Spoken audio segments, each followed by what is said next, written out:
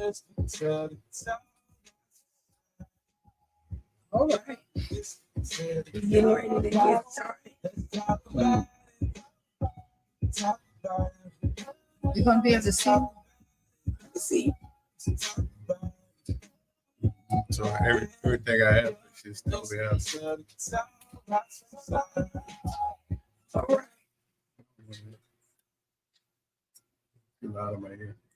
All right. All right, you guys. Welcome to the Talk Box. I'm your girl, Sonia G. And you know what we say here on the Talk Box? Every day above ground is a good day. We got another day, another opportunity to get some things right that we didn't have quite right on yesterday. And I have some special guests in the building. I have Mr. Earl and Dr. Tina Gresham in the house. Good evening. Before we get started, I want to remind everybody to please share the live. This is going to be a great show. I titled it, I Survived. And so we're talking to Earl about his heart transplant. And we're talking to Dr. Gresham about how she dealt with him having a heart transplant. Why do we say that? Because she's a cardiologist, one of the greatest cardiologists in the state of Tennessee, I must say. And so I'm so thankful for that. So make sure you're liking the video and make sure you're sharing the live. Good evening, Earl and Dr. Gresham. How y'all doing today? We're doing well on yourself. Hey, blessed by the best, cannot complain. Amen. I do understand. Well, I'm glad to have you guys today. I've been trying to get both of you for a while, so I appreciate you coming and sharing your life experiences with us. We always want to be encouraging to other people. And I thought that was very fascinating about you having a heart transplant and the different things that you said. And one thing about it too, before we even get started, what caused you to have a heart transplant? That's still out there. They don't know. I didn't have any blockage or anything like that. So it was, I don't think I could really put it on as I just stressed myself out. You know, I can do it right there. Because I was constantly going and going and going. All right. Yeah. All right. So that's one thing we want to learn tonight, you guys. We got to make sure that we're taking care of our stress level. And again, we got Dr. Tina Gresham in the house, who can tell us from a medical perspective some things that we need to do so that we can stay out of the heart transplant list. Yeah. We as a people sometimes does not do the necessary wellness care that we need to do, but we need to make sure we take care of that stuff so that we can live the life that God has already ordained and gave us authorization to live. Yeah, Would you agree? I would. Okay, so as a doctor, take it away. Okay. Well, what we know is lifestyle has a big part to play in that. And I always tell people probably 7 out of 8 of the top risk factors for heart disease we have control over. Other than genetics, you have no control over that, but you have control over your blood pressure. You have control over your blood sugar. You have control over your weight. You have control over your cholesterol. You have control over whether you get good sleep at night, and you have control over your diet. So those are things that you can grab a hold of and really be mindful as far as what are your numbers, knowing your numbers as far as your blood pressure is concerned. Anything over 130 over 80 is considered high blood pressure. What's your cholesterol numbers? How's your weight? Are you exercising?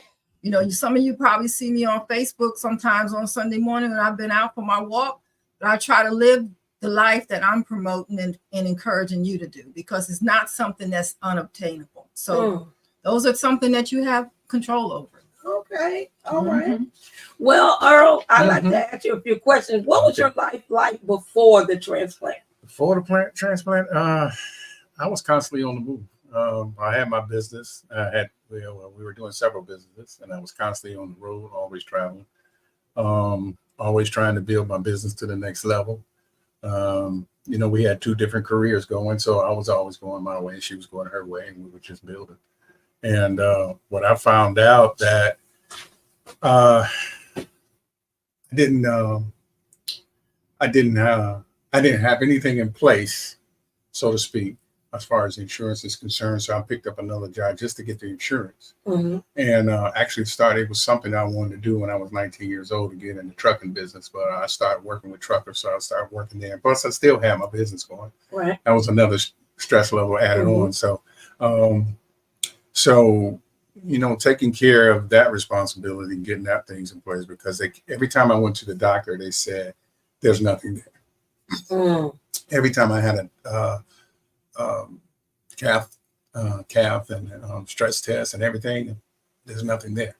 But I knew it was something going on. My body was telling me. Yeah, my body was telling me something's going on. So, and I felt the difference, and then I noticed that I was losing a lot. Excuse me, I was losing a lot of weight, things like that, because I was just stressing. So I made up in my mind, that's it for me. No more tests, no more this, and I'm just going to start preparing. So I went into a mindset of, it's coming soon. So let me take care of all my responsibility, getting things in place for my family. And then when it happened, it happened. Right. Mentally, I was prepared, because I was talking to the Lord, and he was telling me that just be peace, have peace, have peace in my mind, peace in my heart, keep doing what I was doing. And then so when I called my wife, I was like, hey, you need to meet me at the hospital. And she was, no, you need to come and take me to the hospital. She said, do you want me to meet you? And I was like, no, I can't make it this time. Because usually what I say is meet me at the hospital. Right. And so she came and got me, from my understanding. She came and got me, and we went on and to the hospital. And then we got to St. Thomas. Then I said, they're going to transfer me. She said, yeah, more than likely. I said, keep driving. And then we started talking. And so my mind was made up when I got to the hospital that I wasn't coming home. Okay. So you was playing God that day. No, I wasn't playing God, but I wasn't walking in fear. Right. There's a difference. Yeah, there is. I've made up my mind that I am not walking in fear. So when I walked in the emergency room, I said, I'm having a massive heart attack. Same tone. And I need some help. And the best they gave me was, I need you to sit over here. And administration came out, and they got me. And I filled out all my paperwork, and I dropped dead. Wow. I didn't know that part. Oh, well, it was the midst of COVID. Yes. And I was standing outside the emergency room in my lab coat, and they would not let me in. I'm making calls to everybody I knew, because I knew that he needed to be attended to. Right. And it wasn't until that was 10:30 at night. And it wasn't until about 2:00 that morning that I actually got a call back from the ER doctor. And I said, did you all check? Because he had just had his pacemaker adjusted. I said, I need you to check to make sure he doesn't have bleeding around his heart. We're going to get to it. It wasn't until 8:00 the next morning that they actually did a CAT scan and discovered that he had bled around the sac of his heart, and that's what caused him to collapse. Okay, I hate to be like this, but I gotta say it. A lot of times when we, Black and brown people, enter into, and you're a doctor, and you've been a doctor for a long time. That's right. But they tend to look at us like we're not in any pain. They tend to not get in a hurry on things. And so I would say that's why we need to be intentional about our health, so that we don't wait too late and start, take care of yourself ongoing. So it's a less traumatic experience when you get there. So you said you dropped dead? Yeah. Wow. Yeah. See, this is the thing. When you don't take, they don't take you serious. When you go in and you're like calm, no one takes you serious. Right. And I'm telling you, I'm having a massive heart attack. That means you need to pull the right people and put the right people in place and put them in front of me. But that did not happen. So I did what I was supposed to do. I gave him all my information, filled out, and then asked the lady, "Is that all you need?" And she said, "Yeah." And that tip. And then I can hear all the bells and whistles. Right. But then by then I was code, whatever. Yeah. What code is it? I was fading by then. The last thing I seen when they got me around the corner in the wheelchair, I seen the gurney. Okay, so by this time you wasn't back there anymore. Oh, she was still standing. No, I outside. was still outside. So And even by with the your lab coat on, and That was COVID. That was in the midst of COVID, Oh, yeah. and they were strict as I don't know what. Very Well, strict. yeah, when I heard that he was in that condition, I made it clear that I was coming back and I was going to get in.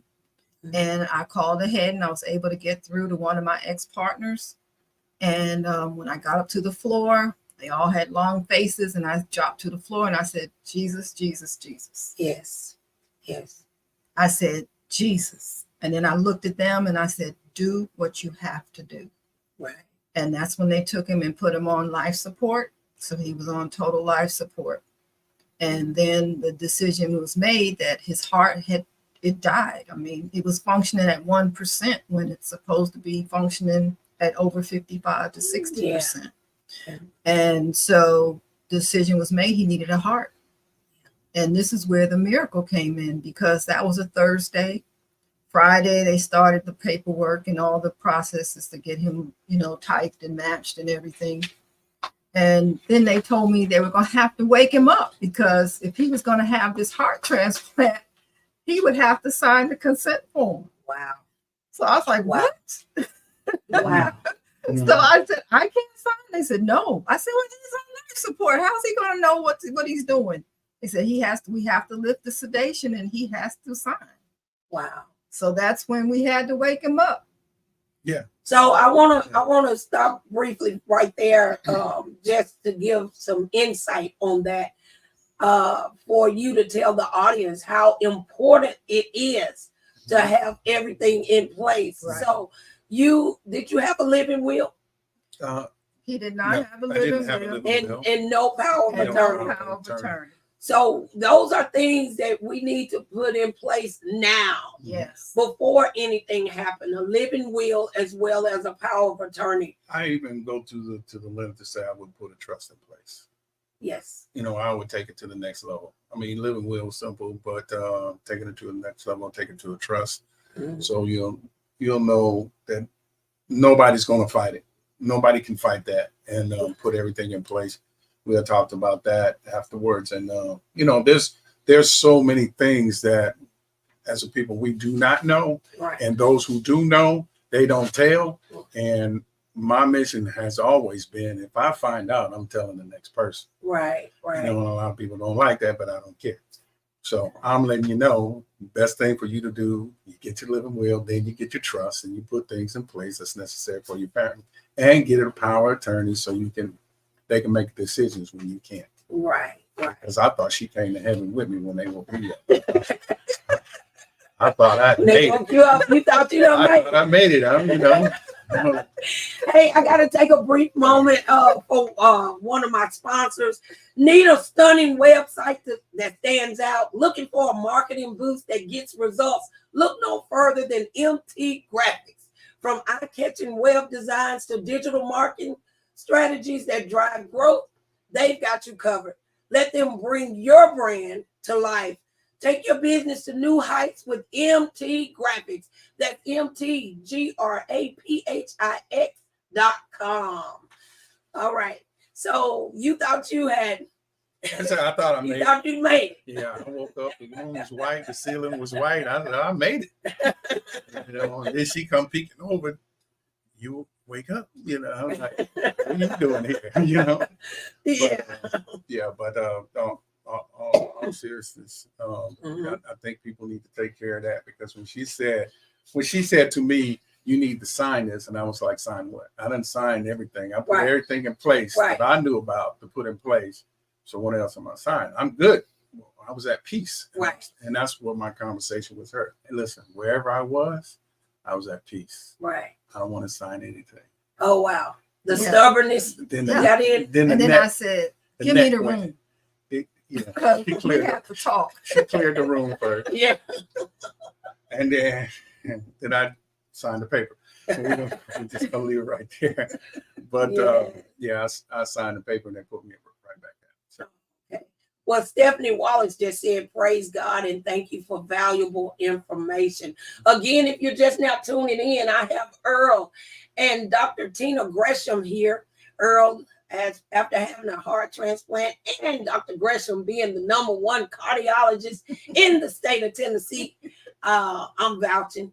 And we're talking about some serious stuff about being well and taking care of yourself and having things in place. We all go through some things. Things happen to all of us. But a prepared mind and a prepared spirit, Amen. it should be at the top of the list. It's good to know that you were at peace. yeah, I was definitely at peace. Because I had a stroke in February, and the Lord told me to be at peace. I was at peace, so I took that same mindset with me into this. Pretty much every day of my life, I went through a whole lot while I was in there. I lost 3 pints of blood. I had an issue with blood. They thought I had something on my toe, and they did a biopsy. And 3 weeks later, it burst while I was asleep. Oh wow! And my bed was full. The floor was full. I just woke up not being able to breathe. Mm-hmm. You know, pushing the button, ain't nobody coming. You know, when you take your break, you're pushing the button, ain't nobody coming. Oh, wow. And I was just like, okay, relax, be at peace. Yeah. And she finally came in, and said, what is this on your floor? Not changing, not what is this on your bed? They didn't just, they had to give me a new bed. I was blood was just saturated through the whole bed. Wow, that's something. Yeah. So let me ask you, because he was on life support when he got the new heart, correct? So can you describe what was going through your mind when you were informed that a heart was available? How long was he on life support before the heart became available? So when I say God is still in the miracle working business, we can testify to that. Because I told you all this happened on Thursday afternoon. Friday was the preparation. Saturday, they actually put him on the list. So my son and I went home Sunday morning because we had been there since Thursday. And we were coming off 440 onto the highway. And on the radio, it says, be prepared for this week's you're gonna get your miracle. And my son said, you see that song, Mom? You see that song? I said, yeah. then I got a text saying we found a heart. And so it was less than 24 hours. Yes. That's God. Found a heart. That's God, because people stay on transplant lists forever. And some of them never make it. Yeah. So that's a blessing. If you have some questions that you would like to ask Dr. Tina Gresham or Earl, go ahead and give us a call at 615-893-1450. Yeah, so that was the miracle. And when the heart came, the surgeon said this is the most perfect heart that he's ever seen. Oh, wow. So God upgraded you. Oh, yeah. Upgraded you. That's all right. It's good to get an upgrade from the Lord. Amen. Well, So what changed, if anything, after you got your heart transplant? Well, when I woke up, I didn't realize I'm going to have to learn how to walk again. I didn't realize that. And I had to go through that process. I went in April. May. Of what year? 2020. Okay. And I didn't get out till July. So through that process, we've had a total of 5 surgeries. Because she kept sending me back. This ain't right. Send it, go back. And we did the internet. She found out whatever she called, it was it. That's right. She #1. We went back in 5 times. The last time I was awake, and then doctor was running down the hall, running to everything. I said, Doc, yeah. I said, do you run the gurneys on a regular basis? He said, no, I don't do this. I said, I can tell. Slow down a little bit. Let's make it to the one. I'm gonna be all right. I'm good. I'm really gonna be all right. But they see something I did. I'm telling them what I feel. They going by what they see. And that's totally different. In my mind, by that time, my mind's made up. If I made it this far, I'm making it all the way. All right. So All right. I'm no longer in that mindset of I'm ready to go. Now I'm like, Now I'm ready to live. Yeah. I can attest to that. In 2008, they told me that I had a short time to live, and I got busy living. Mhm. You got to ask yourself a question sometime. Are you going to be busy dying, or you going to get busy living? One thing on the show, we say that we want everybody to know, understand, and believe, and trust that if you belong to the kingdom, then you have the right and the authority to live an abundant life. But so many times we're just existing instead of living. So what changed with you? This, even going back to when they wanted me to sign a paper, one of the things I used to tell myself as a kid was, I have a choice between living and dying. Kids go through that. They hear so much, or they're going through so much in a young age. And I say that because if anybody out there, you need to talk to somebody. But I used to tell myself, it's a choice between life and death. Always choose life. Yes. And that got me through my hard times. So when I was laying on the table and she shoving this paper in front of me, that mindset came back. That I remember that. So you got to choose between life and death. So always choose life. So I signed the paper, and it wasn't just her nagging on me right there, but it was that hit in my head, like just right at that right time. So it's like, so now I just walk through remaining as humble as possible, and I've always been a humble person, but it's even more so now. We got a question. It says, how has this experience impacted your walk with God? I think my walk with God has never changed. I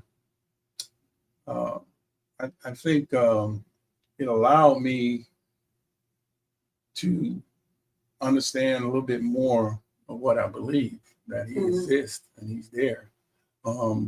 Because He, when I was 19 years old, I wanted to leave home. I couldn't leave home. So I had to pray about it because I didn't want to just leave. I prayed about it. I said, when you're ready, move me, move me. Well, He didn't move me until I was 25. So I'm believing in that He's moving me. So my roommate picked me up from the airport and got to the house. I prayed before I got on the plane. And I got to she said, make sure you lock the door. I turned around, locked the door, and His footprints was on the wall. And I read that. And I remember that every time I get in a situation, every time I'm going through it, God is carrying me. So my everyday walk I feel that way. I made the mistake as a young man of saying, I got it. You can put me down now. And I seen everything. I was like, pick me up, pick me up, pick me up.